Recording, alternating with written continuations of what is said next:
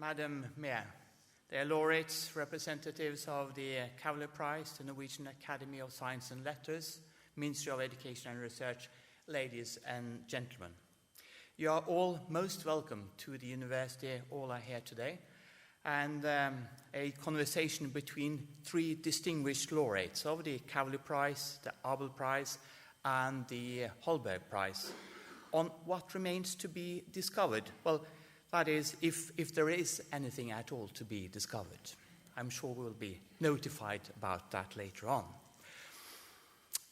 It may be only an anecdote, but the highly respected physicist Max Planck asked, according to this anecdote, his supervisor at an early stages in his career, the very same question actually, and the answer that the supervisor gave him was quite bluntly, I'd say, no, everything that is worthwhile discovering has already been discovered. Disappointing, I'd say, at least for an early career candidate.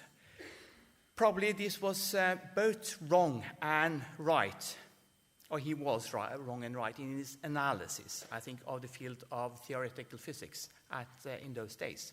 It might very well be that within the existing paradigm, there was not so much more to discover.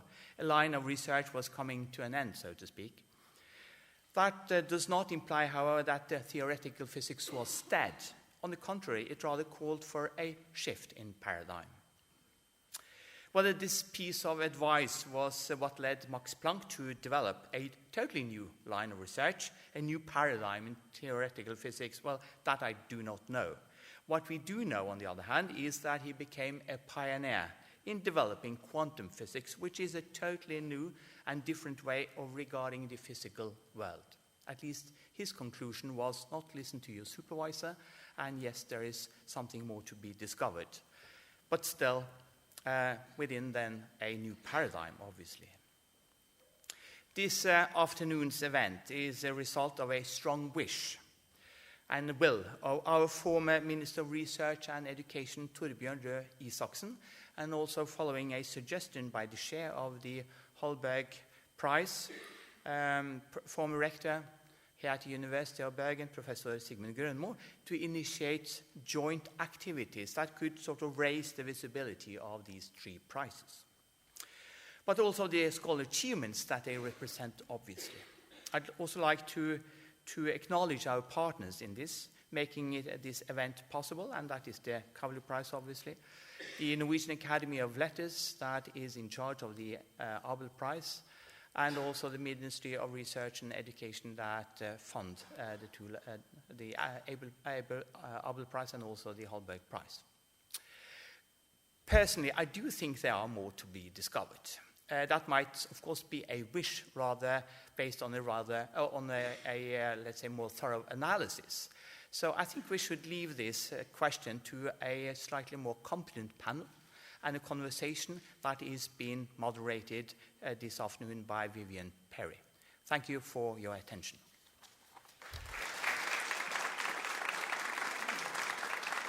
Since the beginning, the Abel Prize, the Holberg Prize, and the Kavli Prize have celebrated outstanding researchers and raised awareness of their unique and groundbreaking research. Equally important, they help stimulate the interest for research in society. Today, the three prizes are among the most important in the world in their fields, and Norway is proud of the prizes. I'm pleased that for the first time, winners from the three prizes will meet at the prize winner conversation hosted by University of Bergen, and to discuss how research can help solve the challenges of our society. We need brilliant minds to bring the world forward. In a world where science is constantly challenged as a source of knowledge and understanding about the world that surrounds us, it is increasingly important to highlight how research contributes to finding new answers and asking new questions. What remains to be discovered? I would like to express my sincere thanks to the 3 laureates who take part in the prize winner conversation, and to the Norwegian Academy of Science and Letters and the University of Bergen who manage the 3 awards. Good luck with the event. Thank you.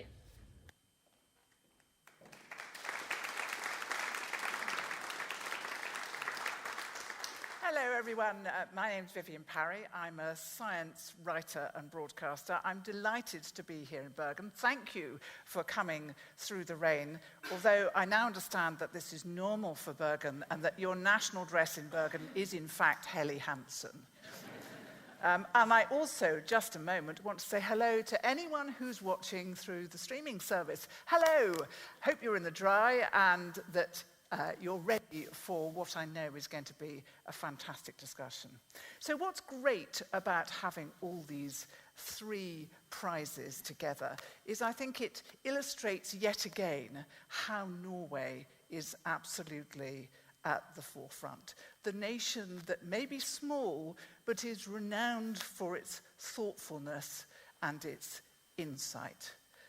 And while I'm talking about Norwegians' thoughtfulness and insight, I know that you need a long time to think about questions that you might like to ask.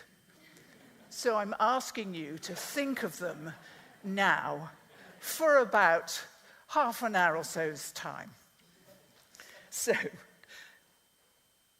these prizes are 21st century prizes, but they've had an extraordinary impact. And what I think so special about these prizes is the way that they marry not only the sciences, but also the arts and humanities. Science might explain life, but it's the arts and humanities that give it meaning and context. So critically important that we introduce the arts and humanities into our discussions. And I remember that when I came to science, the thing that spurred me on more than anything else was a teacher who told me as we started our exam year, my job is to make you realize that the end of your 2 years with me, not that you know everything, but that you know nothing. And there is so much yet to be discovered. So that is very, very much in my mind. So what we're going to do today, we're going to hear from each of our prize winners, our laureates, in turn, some things about what remains to be discovered in their particular field. We're going to have some music, a musical interval from Hali, and then we're going to have a discussion in which I hope that you, having thought about those questions that you want to ask, will take part. So I'm going to start with a little video introduction of our first laureate, Ewine van Dishoeck. So let's have a look at that first. Interstellar clouds, the birthplace of new stars and planets. By observing molecules, insight into these stellar nurseries can be gained. And at the center of this research is Professor Ewine van Dishoeck. Professor van Dishoeck's contribution was really seminal in the understanding of the role carbon monoxide plays in cool, dark matter in the solar system and in interplanetary space. This matter is the nucleus, if you want, the site of formation of protoplanetary disks and ultimately planets, so this is really important. As a PhD student at the University of Leiden, she was in 1979 recommended to visit Harvard University, where she met the world's leading astrochemist, Alexander Dalgarno, who became her supervisor and mentor. Professor van Dishoeck's early research provided knowledge of how molecules survive ultraviolet starlight and subsequently can go on to form new stars. When she returned to Leiden in 1990, she established a research group whose overarching goal is to follow the physics and chemistry from star-forming clouds to planet-forming disks, especially tracing water to its cosmic origins. In order to build life as we know it, we need organic molecules, and you need the basic building blocks for organic molecules, and the most important of that is water. but in addition you need carbon compounds. So carbon monoxide, understanding how these two molecules, under which conditions they exist and evolve and where they exist and coexist, can give us insight into whether we can build the conditions and whether these conditions can exist on planets that can form out of such clouds. In 2018, Professor van Dishoeck was awarded the Kavli Prize in Astrophysics, where among other achievements, her contributions to the development of the ALMA Observatory in Chile was highlighted. Going forward, Professor van Dishoeck is eagerly awaiting the planned launch of the James Webb Space Telescope in 2022, enabling scientists to zoom deeper into space and study the formation of terrestrial planets like our own. Her discoveries have been seminal, and we expect more from her and also more to come out of the subsequent research. What she has discovered and the role she's playing in the field is really setting the direction for its future evolution.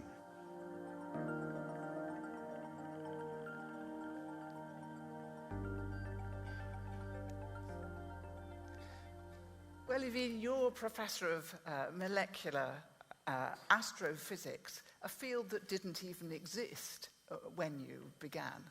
So you proved straight away that there was an extraordinary amount still to be discovered. Exactly. And now you're in charge of these, or you brought together many of the teams involved in the James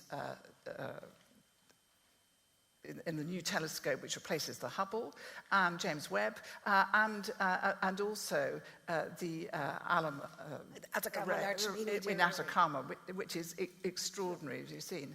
And so those telescopes, with their extraordinary power, are focused on the stars and their molecular signatures. So, of course, I have to ask you, in terms of what remains discovered, is when you're looking out there, are we alone? Well, exactly. I mean, if you think of the biggest questions that mankind can ask, it's where do we come from? And could there be life elsewhere in the universe? And it's really these technologies that were highlighted in this movie, like the Atacama Large Meteor Array, like the James Webb Space Telescope, hopefully in a couple of years, that allow us to see much sharper and much more sensitive than we've ever done before. And we will find new things. Sometimes we don't even know what we will find, which is also very good for something to be discovered. But I think it's important to realize that we are actually the first generation of scientists, of humans, that actually have the technology to answer these questions about whether there's life elsewhere in the universe. I mean, that have been with us for centuries, for millennia.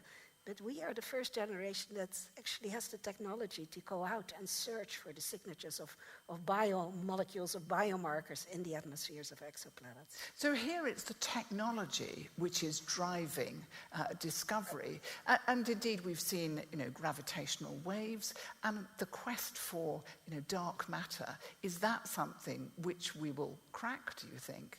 That's also a very challenging new areas. I mean, of course, gravitational waves were predicted a century ago, but then when they were discovered, of course, it turned out to be different types of objects that were producing them than people had expected. First image of the black hole. I mean, wonderful. I mean, are we going to see more of these images? And what will they tell us about the physics that is happening there? But indeed, the fact that after so many centuries of science, we know only 4% of our universe, the atoms and the molecules in there. And then the remainder, the dark matter, about 25%, the dark energy, we have no clue yet what it is. So I'm taking from this very brief conversation that there is an extraordinary amount yet to be discovered. It's a very exciting journey that we have ahead of us in the coming decades and centuries. Well, much more to discuss later. And let's now turn to our second laureate. And this is a laureate from the Abel Prize, Srinivasa Varadhan, professor of maths at New York University, who was the Abel Prize laureate in 2007. Let's see a bit more about him. Every day, countless decisions are based on the probability of an outcome. With his work being described as having great conceptual strength, the Indian mathematician S.R. Srinivasa Varadhan has significantly enhanced our understanding of random events. As a teacher's son, Varadhan enjoyed maths and science from an early age. Well, Varadhan got his master's degree at the age of 20, and then he moved to the Indian Statistical Institute. And when he finished his dissertation in 1963, the father of modern probability theory, Andrei Kolmogorov, was at the institute at that time. And according to this story that is often told, that Varadhan's thesis was not the work of a student, but the work of a mature master. In 1963, Professor Varadhan joined the Courant Institute at the New York University, which remains his academic home. Here, together with colleagues, he has contributed extensively to the research on stochastic processes, in addition to mathematical physics and hydrodynamics. But Professor Varadhan is most recognized for his work on large deviations, which awarded him the Abel Prize in 2007. So large deviations is about what happens when you get something unexpected in a statistical experiment. And the ordinary techniques based on what is known as the central limit theorem do not work in this case. So one has to come up with new and more specialized methods. And this is what Varadhan has done in the theory of large deviations. If you are building a point drilling platform for the North Sea, you have to worry about very large waves, I mean the 100-year wave, and you want to know how big they are and how often they are likely to come, because they come more often than once every 100 years. Varadhan is very highly regarded, I mean, as you can tell from all the prizes he's got. But he's also very, very popular because he's friendly, he's very approachable. You can ask him about everything and he will try to come up with a serious answer. He's done a great job not only as a researcher, but also he's an excellent lecturer. He's supervised a lot of PhD students and he has written a number of books on various levels. So he has contributed to the mathematical community in many ways, not only research. Having learned from his high school teacher that mathematical puzzles could be fun, Varadhan plans to continue his work, partly because, as he says, that the missing piece may occur at any time, and there are always enough problems to solve, since every solution generates more problems.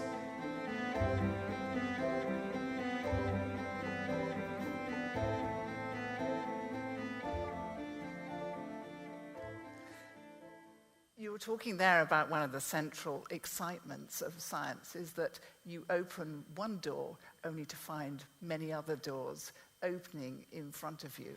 How does the process of discovery work in maths, and what are the big challenges in maths? Well, there are two types of problems. And, there are people who have thought about problems before, and they have posed certain problems for which so far there is no solution. So every once in a while, one of those problems gets solved, and that's a historic moment. Fermat's last problem, Poincaré conjecture. These are examples of problems that people have solved after many, many years when they were first proposed. But that's only one part of it. The other part is people are exploring and finding new pieces of information and new results, so to speak, and new discoveries.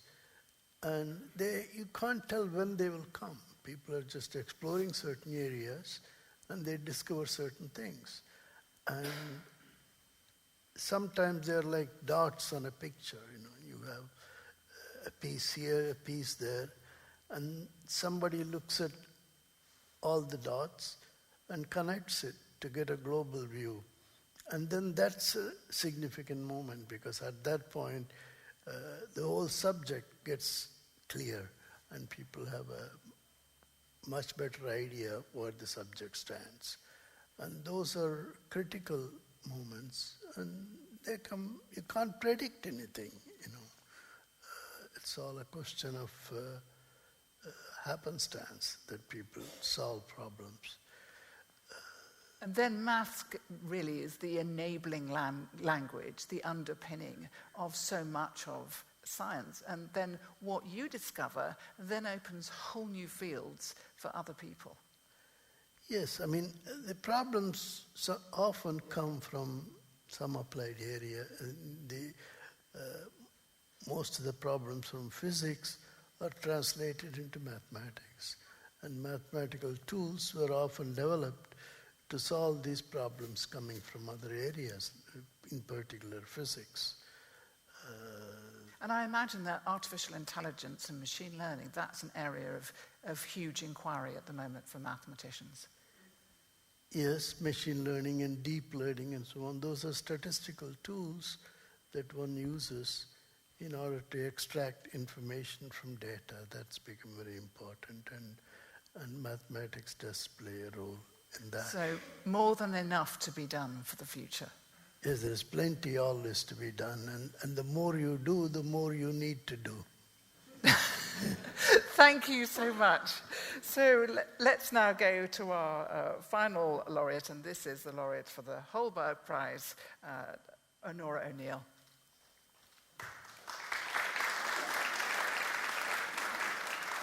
Are universal rights nothing more than a mockery of the poor and needing?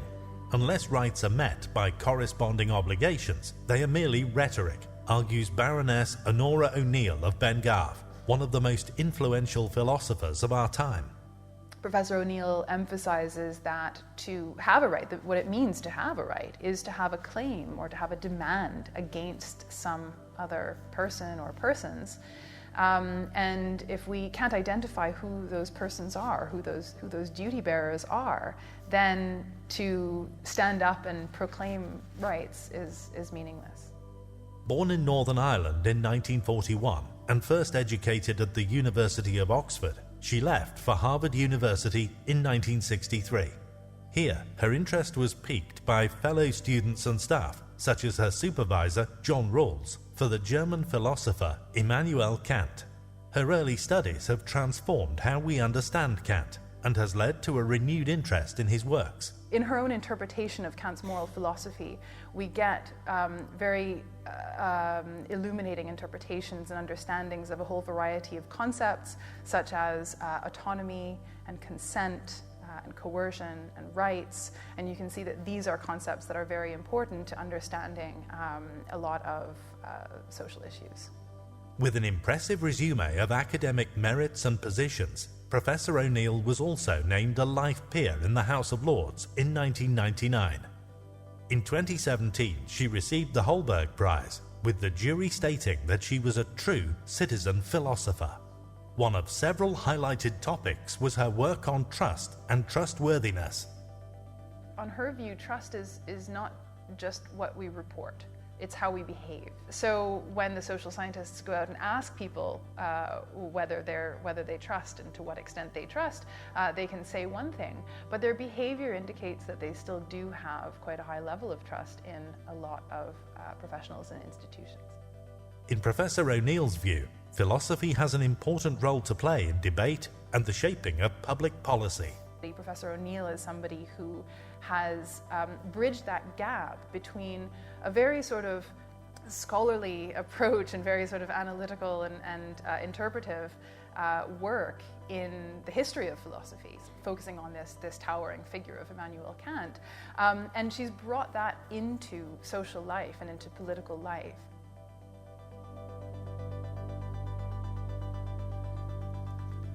Well, welcome, Onora. We'll try very hard not to talk about political life. Two British people glued to their iPads at the moment, and you'll be required, no doubt, in the House of Lords. So the challenges of Brexit aside, what are the big challenges faced by philosophers at the moment, and particularly with regard to scientific inquiry and research? I think we have to take seriously the diversity of methods of inquiry. We of course, have to think more and elaborate more those empirical methods that are crucial for scientific discovery. Discovery is a metaphor for finding out that which is already out there, and it's incredibly important in inquiring. But I also think we have to think hard about interpretation, traditionally more used in the humanities, but I believe actually indispensable in many of the natural sciences, And I believe we have to think about normative or practical inquiry, the questions that we ask about what to do and why to do it. I think it's clear enough. We can't just do instrumental reasoning, parasitic on what we know about causality and get us there. We need to think much harder about that question, what ought we do? And that's particularly relevant when we're talking about some of the newer technologies, AI, the major digital advances. How important is philosophy in those? I think it's pretty important, and it's certainly a very big theme among philosophers now to consider not merely how the technologies that we're familiar with in daily life, the social media technologies, work and what their effects are, but more deeply about the digital technologies that underpin them and their uses, and the question that seems to me crucial: who controls them, who benefits from them, and to whose benefit is the anonymity that is enjoyed by those who use these technologies preserved? We find lots of people worried, quite rightly worried, about the private harms caused by some uses of, for example, social media, for example, cyberbullying. But I believe we should think a great deal about the harm to cultures and to democracy of the wider use of digital media, in which the powerful players who target others can at present enjoy anonymity. Sometimes we discover who they are, often we don't. Thank you very much, Onora. And we did go out to the streets of Bergen to find out what people in Bergen thought the major challenges and the research that, in their view, still needs to be done. So let's hear from them. Miljø, det hjertesaken min, uten tvil. Vi alene på denne kloden? Det bare oss her? Ja, kanskje skape noe nytt. Så kreftspørsmål, for eksempel, tenker jeg en stor ting å finne ut av. Ordentlig drivstoff, så ikke kommer fra olje. Nei, det måtte jo være å lage sånn maskin som spiser CO2 til frokost. Hvem som faktisk påvirker miljøet, om det vi eller om det noe annet. Jo, hva det som bak neste horisont, eller hva det som bak på en måte det lengste en kan se? Mer strøm og mindre olje. Går klimaet til helvete? Greier demokratiet å overleve? Well, those are some of the things that the people in Bergen are concerned about. But now what we're going to hear is, I promised you it earlier, some splendid music from Mahali. Thank you.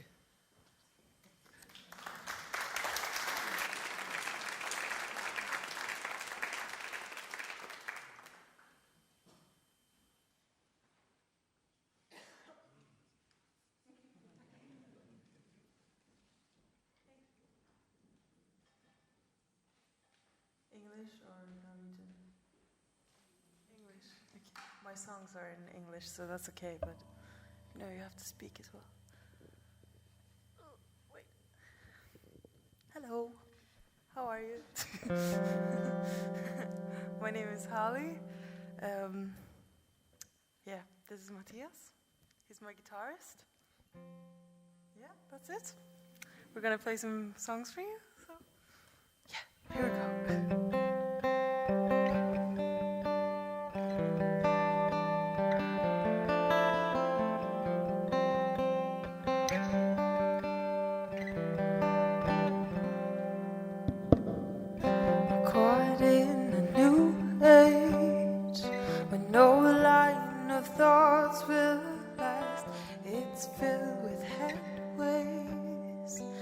I've seen 1,000 paths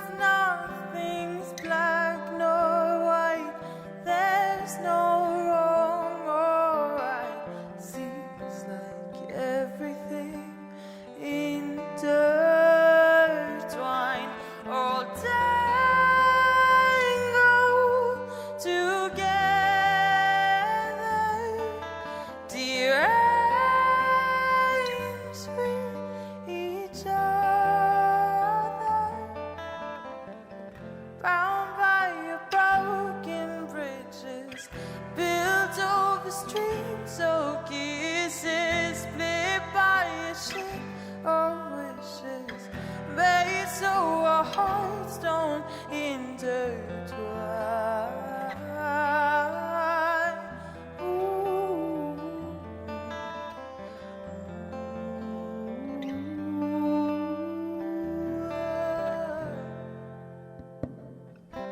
Caught in the new age, romanticize the past, caught in the rat race, burn out, fade out, live fast, straight to dark from light, love embrace or fight, seems like everything intertwined, all tangled together, deranged with each other, bound by your broken bridges, built over streams of kisses, split by a ship of wishes, made so our hearts don't, bound by your broken bridges, built over streams of kisses, split by a ship of wishes, made so our hearts don't intertwine.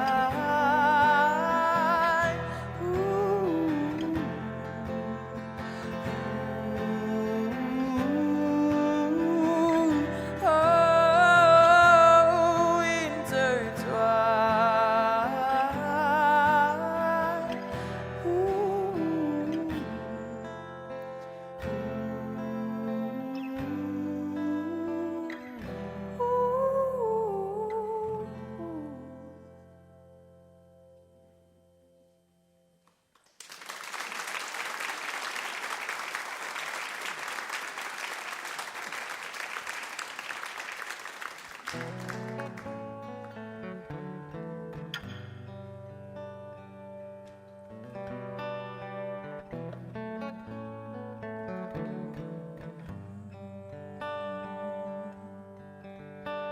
You say you love me, I know it's a lie.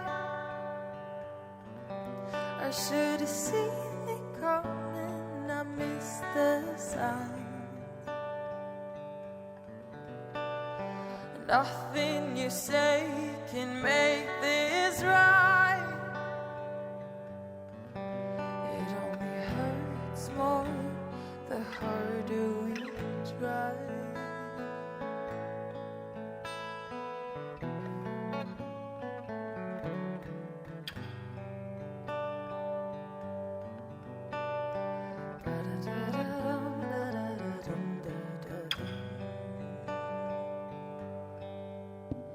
You go out and turn into somebody else.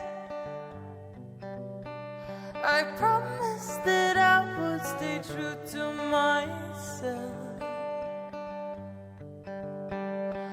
not giving in to your desperate mind.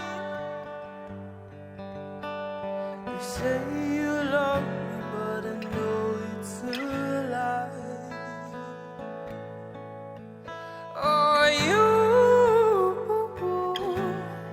you see that you want it bad, but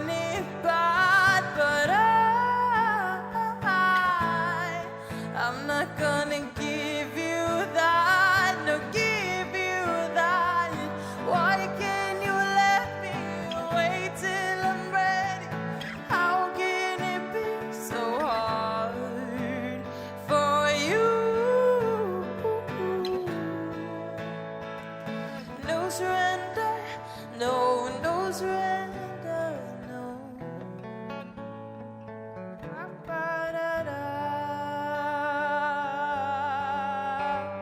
So go on and be mad, I'm not giving in.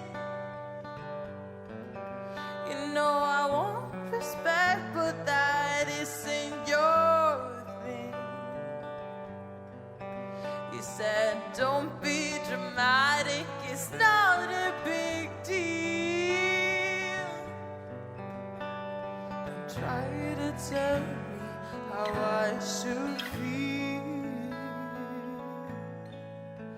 Or you see that you want it bad, but I'm not gonna give you that, no give you that. Why can't you let me wait till I'm ready? How can it be so hard for you? No surrender, no, no surrender, no. No surrender to a fool's request.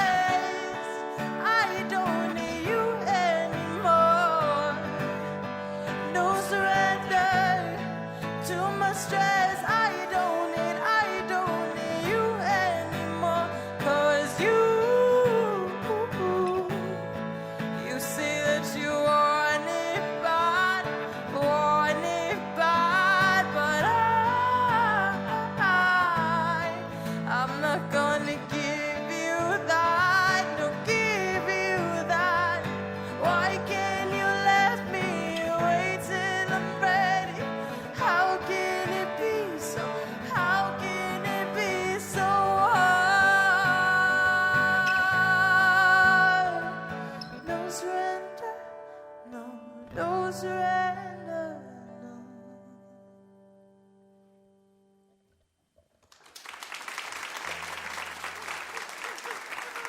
We have one more. I'm sorry. Oh, thank you. It's not that you want me off stage, right? You're like, oh, fuck, get her off the stage. Oh, no. But we have one more song. Wait, this is the coolest, or I think it's the coolest. The best for last, always. It's called Not Yours, and it's an acoustic version, though, of course. But it's very cool, and I hope you like it, and thank you for listening. Yes. You take me for a fool, first mistake, to the other room, I think I'll stay. Twisted mind, hands too close, now go away. What'd your mother say? Treating girls this way, oh no, no, no, you can't take a no, no, no, no, no, no, I told you so, no, you twisted mind, hands too close, no, no, no, no, no, no, no, I'm not yours to touch, I don't want it, I'm not yours to touch, either want it, shit's about to go down, gotta clean your act up now, eh. I'm not yours to touch, either one day. Ooh, you like how I move, it's not for you. Come pick and choose, what an attitude. I feel your stare, you're everywhere in my space. What would your mother say? Treating girls this way, oh no, no, no, you can't take a no, no, no, no, no, no, I told you so, no, you twisted mind, I'm still close, no, no, no, no, no, no, no, I'm not yours to touch, I don't want it, I'm not yours to touch, either want it, shit's about to go down, gotta be an actor now, eh. I'm not yours to touch, either one day. I'm not your sweetheart, I'm not your sweetheart, I'm not your sweetheart. I'm not your sweetheart, I'm not your sweetheart, I'm not your sweetheart.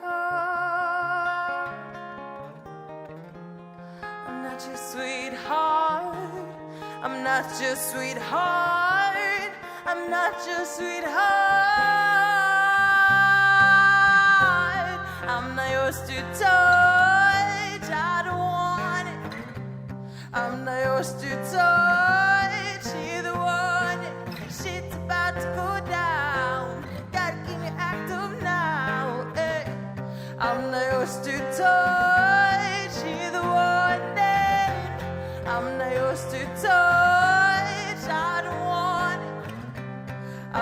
was too tired. She's the one, shit's about to go down.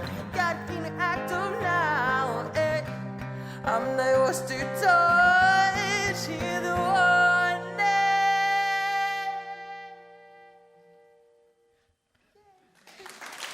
Thank you.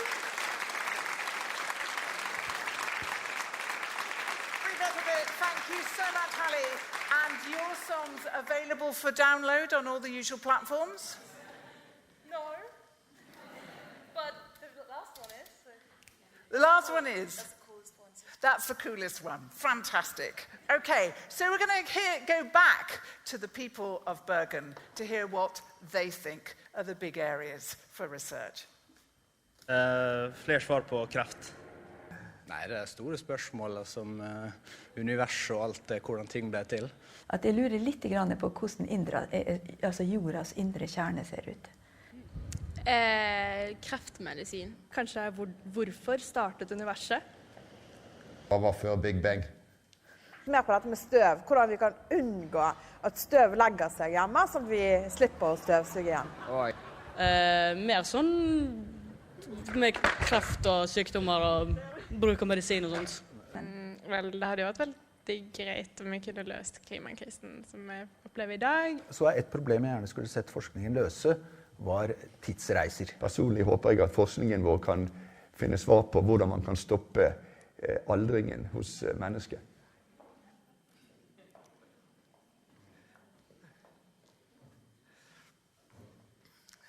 So there's more about dust there, but you're more into space dust, aren't you? That's right, that's right. And we have plenty of it in outer space. In fact, we are all stardust. We are, yes. So we've heard a bit about where you think the big areas for discovery. And I think all of you are hugely excited by research. But how do we make it relevant? How do we help people understand that the challenges faced by science are also the challenges that they face in ordinary life? Who wants to tackle that? I think it's you, Onora. I thought you were looking at me. I do think it's very difficult, and I think it has become quite extremely difficult in an age in which it is possible to distribute misinformation and disinformation on a gigantic scale. But my experience is people are on the whole both sensible and attentive to evidence when they can get it. And it is not, therefore, just a question of having evidence. It's a question of making the evidence accessible and not making assumptions that people have all the time in the world and can understand highly detailed information. They need to have, it's an unfashionable notion, appropriate, trusted intermediaries. Somebody whom you say, well, if so-and-so thinks that that's a feasible way, I'll do it. Not a situation where people think, I'll not have my child vaccinated because somebody online has said that vaccinations cause disease. And we've seen that with somebody like David Attenborough, who's had this enormous impact in terms of bringing people's attention to plastics simply because people trust him. There is trust in science. People queue round the door for talks on astrophysics. Astrophysics is hugely popular. How do you explain to people why it's relevant and important that we should know about our origins? Yeah, I think there are various aspects of this question. And indeed, I mean, it's large audiences for public lectures, and that shows the excitement. People like to hear about black holes, about exploding stars, etc. Young children like to know about it. So there's definitely an inspirational part. There are other aspects as well. The technology that we already talked about. Astronomers are some of the toughest questions of engineers. So we really drive sort of the specifications to the ultimate. We want to see a little candle on a moon near Jupiter. We want to be able to read a license plate in San Francisco from here. So that really drives engineers also to the ultimate. And even though that knowledge is, or that particular project is not profitable, it sort of sets a new standard that then translates into other discoveries, into future technologies. And that may sometimes take 20 years, 30 years. I mean, don't expect it to be the next day. But I mean, Wi-Fi is just one example of a technology that came out of just radio astronomers trying to suppress noise. So it takes a long time, but ultimately those technologies will get into society. But I mean, if I may have another small addition, I think actually also science and especially my area provides perspective. It provides sort of the big picture. If we want to solve very important questions like climate change, you cannot just look at it from one little perspective. You need to see the big picture. You need to look at it from a sort of systems engineering, almost as we call it, a systems level look at these problems. For example, if you look at the three planets, Venus, Earth, and Mars, they probably all three started out with equal amounts of water. But they developed very differently. I mean, Venus had this runaway greenhouse effect. Mars was basically too small. It couldn't hold on to its atmosphere and to its water. And so here we are on this little beautiful planet in between where life is really flourishing. So it also shows that some of those models that we had for Venus in terms of its changing climate are also now being applied to Earth. But we shouldn't, in the quest for relevance all the time, think about only things that are applied, because actually it's the basic science, and of course the CAVLI celebrates basic science. And so how are we to persuade the public about the benefits of basic science and of just letting people be curious? I mean, just to give an example, one of the problems in physics is something creates an effect, and having observed the effect, you want to find out what the cause is. It's sort of the inverse problem. A natural problem in mathematics, and a lot of people have spent a lot of time. Computationally, it's much harder to go back than go forward. So computational methods have to be devised in order to solve the problem. But that's what MRI is based on. So all the medical advances in identifying tumors and so on is based on this mathematical theory. So we shouldn't really, because often people will demand that all science is immediately applicable, but actually that's not a demand that we should give in to. I mean, one can't tell beforehand whether a particular mathematical advancement will have any concrete value in the future. But if you look at the spectrum of mathematical activity, that has produced a lot of benefits for society. That's the attitude one should take. What are your thoughts on that, Philosopher O'Neill?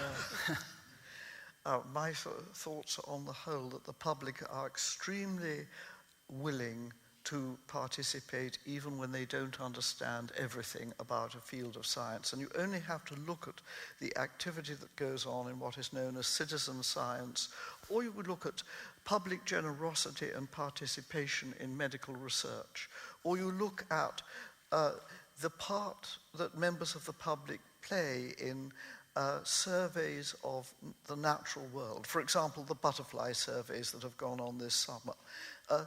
The world is full of fellow citizens who are not professional scientists who are extremely keen to play their part. We should respect that, I feel, build on it, and learn from it. There are things that couldn't be done, and certainly couldn't be done cheaply, that can be done by groups of citizens working together. We've seen that certainly in astrophysics, haven't we, and people getting together all over the world. Yes, I mean, both at the citizen science level that we just discussed about. I mean, the SETI project was one of the first examples of citizen science where people all over the world basically looked at the data. The Zooniverse is another example. But indeed, what you see now is that science is scaling up from the single professor with his or her student to really international collaborations, interdisciplinary collaborations. The ALMA array that you saw on that high altitude plane in northern Chile, that's a collaboration between East Asia, North America, Europe, all these three continents coming together and deciding to build this beautiful telescope in northern Chile. That's so. So that collaboration between citizens and science is perhaps going to be a much bigger theme for the future if we're to get people to trust science, that they've been part of it, part of its production. I'm often humbled by people who volunteer to be part of medical trials. They're not stupid, but they are optimistic. They hope it may benefit them, but they know that the nature of investigation is that you don't already know the answer, and they want to make their contribution even knowing that they may not be the beneficiaries of the treatment. And I believe that if we saw more of our fellow citizens participating where it can be done, and I agree, they can't do space travel, but there are a lot of things they They'd can all queue up for space travel. You know, some of us might not. We're slightly cowardly.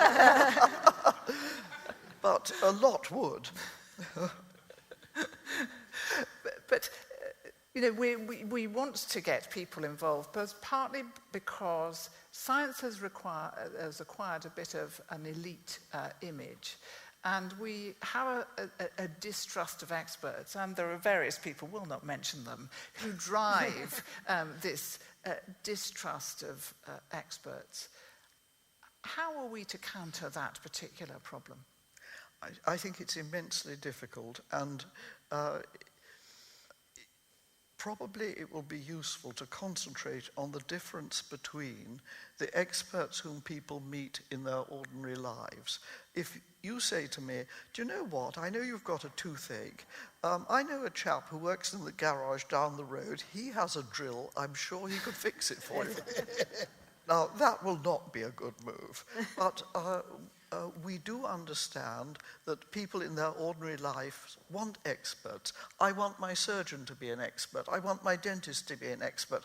I want the chap who mends my car to be an expert, please. So expertise is not something we uniformly distrust. It's something about the tone of certain forms of expertise. And I notice we have a minister in the UK, I will not name him, who said he said, the public have had enough of experts. Actually, he didn't say it. He started to say something more precise. The public haven't had enough of experts who do this or that. And the interviewer, I'm sorry to say, cut him off. He never said it. Shocking, these interviewers. Absolutely. But nevertheless, expertise is something that we need to treasure, and perhaps that the way that we do that is involve people more in scientific inquiry and a wider section of the population, not just those who already have an interest in science. But what prevents people from appointing themselves as experts? Well, I think that self-appointment isn't a terribly impressive route to establishing one's credentials. We can think of quite a lot of people who have self-appointed, and we might not entirely trust them. Let me give you a better model. There's a little charity in the UK, it's now spread to some other countries, called Sense About Science. They have a program for ordinary people of all sorts called Ask for the Evidence, and in which they get people to talk for 1 minute about why in the work they do evidence matters. And evidence matters is, I think, a very good slogan. Absolutely. Now, are there any of you, I know that you have now taken some time, probably it's enough time for a Norwegian, to think of any questions that you would like to ask, because if there is a burning question, immediately put up your hand, and I am delighted to come to you. Sir. So stand up and shout a bit. Thank you very much. I'm Jon Grue, I'm chair of the Abel board, and my question relates to the Abel Prize. Of course. It was a wonderful picture of Professor Varadhan and President Obama when you received the National Medal of Science. And I want to start my question there, because it's a foundation, National Science and Technology Medals Foundation, which does this selection. And they say that the US always faces an international headwind of global competition. And US has a significant challenge in developing the future scientists and technologists it needs to maintain the worldwide leadership. So my question is in a little bit other direction than I'm going to ask you to make it quickly if you wouldn't mind. So my point is that the purpose of the National Medal is very clear. They want to put America first. When it comes to the Abel Prize, it's very clear here in Norway that the purpose is to stimulate interest in mathematics among the young and in society. But when it comes to the international dimension, which the Abel Prize is international, the purpose is less clear. And my question to the panel is, what should I say to our Prime Minister? Why, in the international dimension, we should, what is the most important purpose to award the Abel Prize? I mean, seen from the big world. Okay. That's my question. So from the global perspective, so I'm already thinking of the hats that said making maths great again. You would have thought it was always great, of course. But what's your view on that? Because, you know, to try and make, it's not about a national thing, it's about international, it's about collaboration, it's about those kind of challenges that actually we heard from people in Bergen that will require global cooperation to solve. I mean, mathematics is, as most of science these days, is very international. Yeah. With modern technology, whatever you have to contribute reaches the other side very quickly and very fast. And there are tools available for interactive work. And all of this makes the scientific enterprise global rather than local. So what would you say to the Norwegian minister? You know, I'd probably say your country's on a very good track, keep it there. But unfortunately, there are other pressures in the world now. I think the idea that keep America great again can be a model for science is ridiculous. The countries which have the fine scientific cultures tend to be quite open countries that have people coming from many parts of the world and interacting in a common enterprise and also taking the fruits of that enterprise back to other university systems and research systems. It is just, I'm afraid, a border-crossing exercise, whatever we do. So I think you go to the minister and say, Minister, this is about putting Norway as the country that actually cares about the globe. We are being thoughtful, we are highly regarded. People think much more of Norway. for doing this. So, we had another question. My name is Bjarne Foss. I'm from NTNU in Trondheim. And I mean, what means to be discovered, research is about moving into new territory in terms of knowledge. And then a key part of any research process is posing reasonable research questions, the hypothesis. So I was wondering if you, celebrated researchers, could share what has been your kind of method or way of developing research questions in order to move your knowledge in your particular area ahead. Have you been doing it in your own head by yourself, or have you been doing it in a group sense? Yeah, could you share a little of your experiences of this? That's a really interesting question. We were talking about a bit this earlier as well, is that when you go to grant-giving bodies and you've got something really radical, they may not take the risk on you. So how do you develop your... Yeah, so, it's indeed, you start off with a question, and you try to show what is needed to answer that question. And in my field, that means building a next big telescope. And it takes not just 1 year, not just 2 years, it takes decades to convince... 27 years? Yes, to convince a funding agency to first give the funds and then still to build it. It can easily take 30 years in total. But then once you get it, and once you get those data, then of course the science has moved on. You will still be able to answer your original questions, but you'll find so much more. Every time you make a jump in even a factor of a few, but an order of magnitude in sensitivity or in spatial resolution, you will find something new that you hadn't expected. And that's the fun of the science, actually.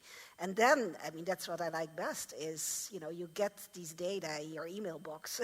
You open it, almost like a Christmas present.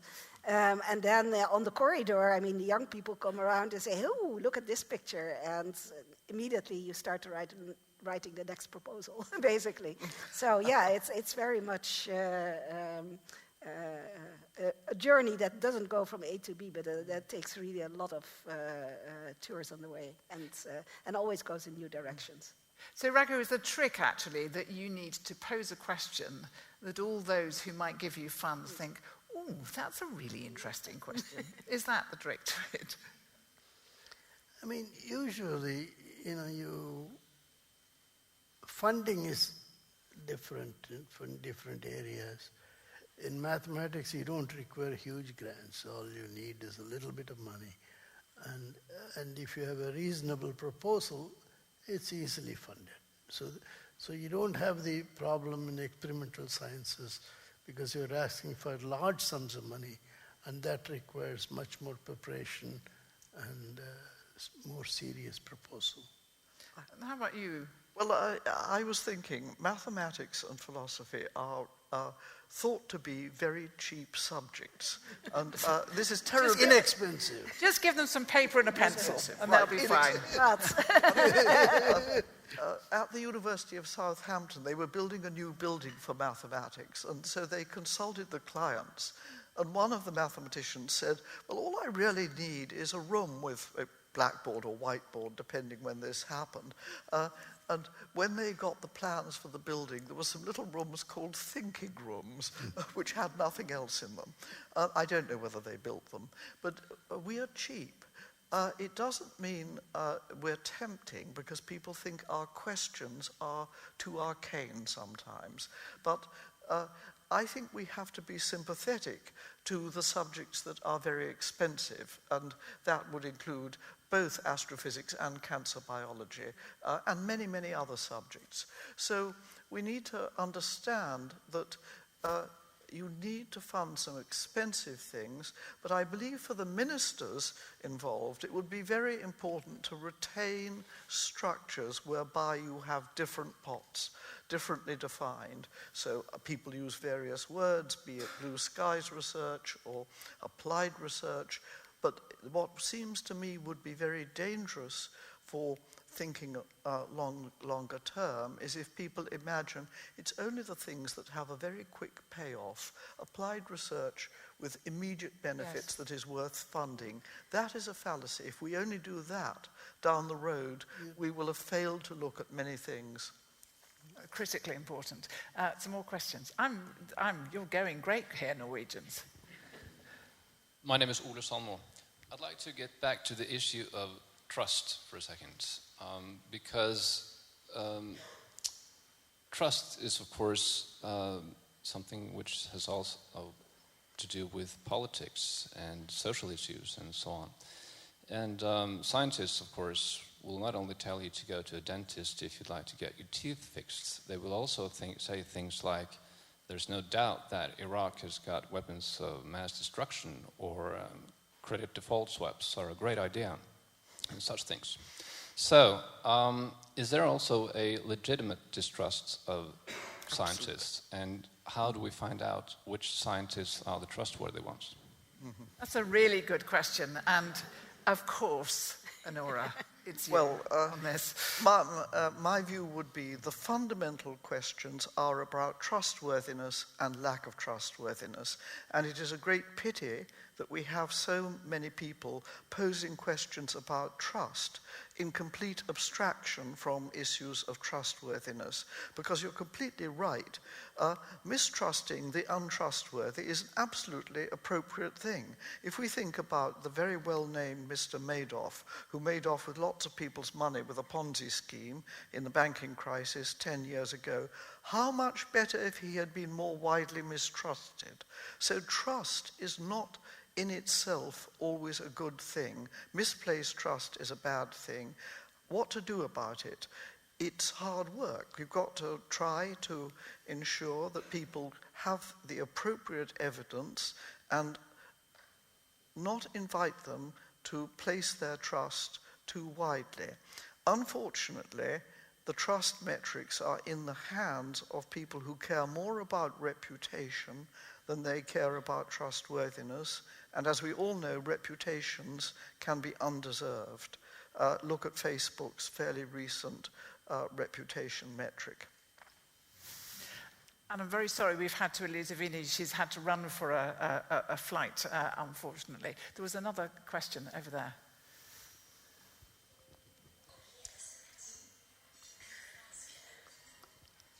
Hi, first of all, thank you for sharing your thoughts. My name is Andreas. I'm the student leader at the University of Bergen.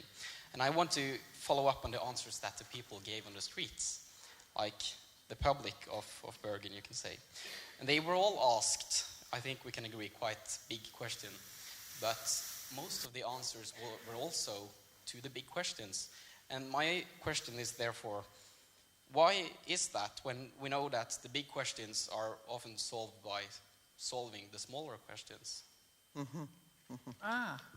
Very good thought. I didn't get the question. So, just explain. So it's the lots of little things go towards solving the big things, but they want to see the big things solved.